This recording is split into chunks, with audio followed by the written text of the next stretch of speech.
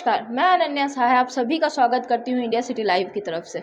जैसा कि हम लोगों ने देखा, रामलीला मैदान में हो रहे महागठबंधन की रैली में सारे दिग्गज नेता जो कि महागठबंधन के हैं वो वहां पर शामिल हुए। कहीं से कहा जा रहा है कि ये केजरीवाल के समर्थन में है, कहीं से ये कहा जा रहा है, राहुल गांधी की तरफ से ये बात आई है कि केजरीवाल नहीं, ये किसी व्यक्ति विशेष के संबंध में नहीं रैली है, बल्कि ये महागठबंधन की एकजुटता को दिखाने के लिए है। वहीं तेजस्वी यादव ने अपने बोल में, अपने गाने के दौरान उन्होंने ये बताया कि मोदी धोखेबाज हैं, वादा करके पलट जाते हैं।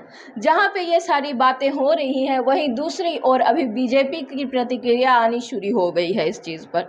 बीजेपी के उप मंत्री और साथ ही साथ बिहार के माननीय उप मुख्यमंत्री विजय सिन्हा जी का सीधा सीधा बयान प्रेस वार्ता में आया है, जिसमें उन्होंने कहा है कि रामलीला मैदान में जो रैली हुई है वो किसी नेता की नहीं, किसी पार्टी की नहीं, बल्कि भ्रष्टाचारियों का जमावड़ा है। एक भ्रष्टाचारी को सपोर्ट करने के लिए सारे भ्रष्टाचारियों ने एकजुटता दिखाई है। साथ ही साथ उन्होंने पूरी तरह से हमलावर होते हुए ये कहा है कि कांग्रेस ने हमेशा घोटालों का ही साथ दिया है और घोटाले ही किए हैं। साथ ही साथ आरजेडी, लालू यादव के परिवार की बात ही ना की जाए, उनका नाम ही घोटाले के रूप में लिया जाता है। तो ऐसे में कैसे जनता उन पर भरोसा करेगी। बीजेपी के नेता विजय सिन्हा ने ये भी कहा है अपने बयान में कि बीजेपी द्वारा किए गए कार्यों को हमेशा गलत ठहराना, गलत दिखाना उन लोगों का काम है जिन्होंने कभी खुद कोई सही काम नहीं किया है। तो आगे देखना ये होगा कि क्या विजय सिन्हा की कही बातों पे आरजेडी की ओर से और कांग्रेस की ओर से प्रतिक्रिया आती है, या फिर अभी भी अपनी एकजुटता को दिखाने में राहुल गांधी जो है वो सफल होते हैं। आइए देखते हैं क्या कुछ कहा है विजय सिन्हा ने। घर घर मोदी और मैं भी चौकीदार, ये कह कर करके हर भारतीय को चौकीदार के रूप में हर क्षेत्र में चौकीदारी करने का आह्वान और सजग किए। जो व्यक्ति 140 करोड़ को अपना परिवार मानता हो, अपने परिवार के प्रति समर्पित हो, वो वंशवादी, वो परिवारवादी, वो भ्रष्टाचारियों तुष्टीकरण करने की राजनीति करने वाले लोग आरोप लगाते हैं, लोकतंत्र पर खतरा बताते हैं। मैं कहना चाहूंगा कि आज 1,80,00,000 नए मतदाता पहली बार मतदान करेंगे। उनको जानने का अधिकार है कि देश के प्रधानमंत्री जो प्रधान सेवक के रूप में क्या क्या काम किए हैं।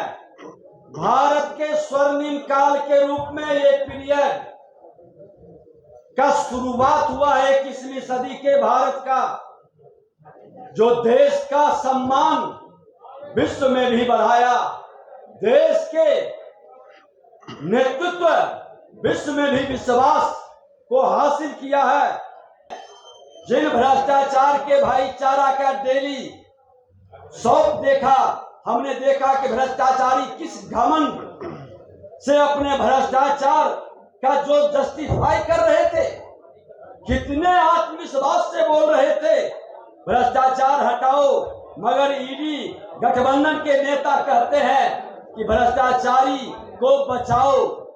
एक तरफ लोकनायक जयप्रकाश नारायण ने जिन लोगों को संकल्प दिलाया था और जननायक कर्पूरी ठाकुर ने कहा था कि समाज को कोई खोखला कर रहा है, तो वो जातिवादी राजनीति और राष्ट्र को कोई खोखला कर रहा है, तो भ्रष्टाचारी मानसिकता के लोग आज दुर्भाग्य से ईडी गठबंधन में ये जातिवादी जहर का लहर चलाने वाले लोग की जमात परिवारवाद को अब जनता की गाढ़ी कमाई या कुछ संपत्ति लूटकर भ्रष्टाचारी वातावरण बनाने में एक बड़े नायक के रूप में एक से एक उभर रहे हैं। मैं तो आपको बताना चाहूंगा, जो देश को लूटना चाहते हैं, क्या आप उसके साथ चलना चाहते हैं, या जो देश की जनता की गाढ़ी कमाई बचाना चाहती है, हम उसके साथ चलेंगे। ये दो विचारधारा के बीच ये चुनाव होगा भ्रष्टाचार मुक्त भारत बनेगा या इन भ्रष्टाचारियों के द्वारा भ्रष्टाचार युक्त भारत का नारा दे रहा है, इस पर निर्णय करना होगा। ये गठ घोटाला पर अपना हर रोज एक से एक नया बयान देते हैं। उनका ये गठबंधन जनबंधन नहीं, ठगबंधन है। ये ठगबंधनों की जमात है। लेकिन गठबंधन जिसको ये कह रहे हैं, कहाँ है गठबंधन? आम आदमी पार्टी कहती है कि केजरीवाल के समर्थन में रैली हो रही है, कांग्रेस कहती है कि यह किसी व्यक्ति के समर्थन में नहीं, पूरे गठबंधन की रैली है। कमाल का ये आपस में ही इनके विचारधारा अलग अलग दिखाई पड़ते। कांग्रेस आम आदमी पार्टी दिल्ली में इलू इलू करते हैं तो पंजाब में हम आपके हैं कौन, ये भी बात चल रही है। पश्चिम बंगाल में ममता ने साथ लड़ने से इनकार कर दिया, बिहार में आरजेडी ने अपना उम्मीदवार घोषित कर दिया, कर्नाटक में और उद्धव ठाकरे अपने अपने उम्मीदवार पहले ही घोषित कर चुके। कांग्रेस आम आदमी पार्टी छोड़कर सांसद और विधायक जा रहे हैं। उत्तर प्रदेश में कांग्रेस का कोई भाव नहीं दे रहा। ये लोग का मानसिकता है कि जितना लूट सको सो लूट, हर दिन नया झूठ बोलो और लूट की छूट बनाते रहो। मैं आपको कुछ जानकारी दे दूं कि इनका ये 10 साल के अंदर गठबंधन और विपक्ष की क्या भूमिका रही, क्या सकारात्मक विपक्ष की इन्होंने भूमिका निभाया है। मोदी जी को गाली देने का, देश को बदनाम करने का, हिंदू धर्म को गाली देने का, ये जम करके घोटाला करने का, जांच एजेंसियों को हतोत्साहित डुमरलाई या उसके नोटिस को इग्नोर करने का, कार्रवाई हो तो कोर्ट पहुंच जाने का, कोर्ट फटकार लगाए तो विक्टिम कार्ड खेलो, देश के लोकतंत्र पर खतरा बताओ, जनता को गुमराह करो। सारे चोर इकट्ठे हो चुके हैं। जोर जोर से कौन बोलता है, कौन मचाता शोर है, ये पूरा देश जानता है। छाती पीट पीट कर भ्रष्टाचार बचाओ की रैली कर करके ये भ्रष्टाचारी भ्रमित करने का वातावरण बता रहे हैं। मैं तो आपको कहना चाहूंगा कि आज भ्रष्टाचार के मामले में कुछ लोग जेल में है, कुछ लोग बेल में है। ये भ्रष्टाचार बचाओ रैली में संदेह, ये डपोर संख्यी लोगों की आवाज देश की जनता ने भी सुनी है। इनके नेता देश तोड़ने की भी बात करते हैं, ये देश के शक्ति का अपमान करते हैं, ये देश के अपराधियों को आतंकवादियों के पक्ष में बोलते हैं। ये उदयनिधि स्टालिन के सनातन विरोधी बयान पर चुप रहते हैं, ये अपने घोटाले पर चुप रहते हैं, ये सजायाफ्ता लोगों को सम्मानित करते हैं। ये इनका चरित्र है। ये हिंदू देवी देवताओं के अपमान पर चुप क्यों रहते हैं? ये झूठ आरोप लगाते हैं, बाद में माफी आहिस्ते से मांग करके अपना चेहरा को बचाने का प्रयास करते हैं। पंजाब में जेल पर हमला होता है, आवाज नहीं निकलती है कांग्रेसियों की, उनके गठबंधनों की। और मैं बता देना चाहता हूं कि इनके चेहरे देखिए। सत्येंद्र जैन को जमानत कोर्ट नहीं दे रही, मनीष सिसोदिया को जमानत कोर्ट नहीं दे रही, संजय सिंह को जमानत कोर्ट नहीं दे रही, केजरीवाल को कोर्ट के आदेश पर रिमांड में लिया, हेमंत सोरेन को जमानत कोर्ट नहीं दे रही, इनकम टैक्स की रिकवरी को दिल्ली हाई कोर्ट सही ठहराया है, शाहजहां शेख पर कोर्ट ने एक्शन लिया है, लालू यादव पर कोर्ट से मामला तय हो रहा है। तो क्या ईडी गठबंधन कोर्ट के खिलाफ रैली कर रहे हैं? अरे कोर्ट ने आपको सजायाफ्ता बनाया, संविधान का कहता संविधान खतरे में, और संविधान में इनको विश्वास नहीं, संवैधानिक संस्था पर विश्वास नहीं। ये संवैधानिक संस्था और कोर्ट के विरुद्ध रैली कर रहे हैं। ऐसे लोगों पर कार्रवाई होना चाहिए। आजकल देश में विपक्षी पार्टियों द्वारा भ्रष्टाचार को मेडल की तरह पेश करने का फैशन चल चुका है। उनका भ्रष्टाचार ही उनका शिष्टाचार बन गया है। मामला कोर्ट में हो तब भी इनको चिल्लाना है, कोर्ट में दलीलें काम नहीं आती तो बाहर में हल्ला करके लोगों को भरमाना है। यही इनका खेल है।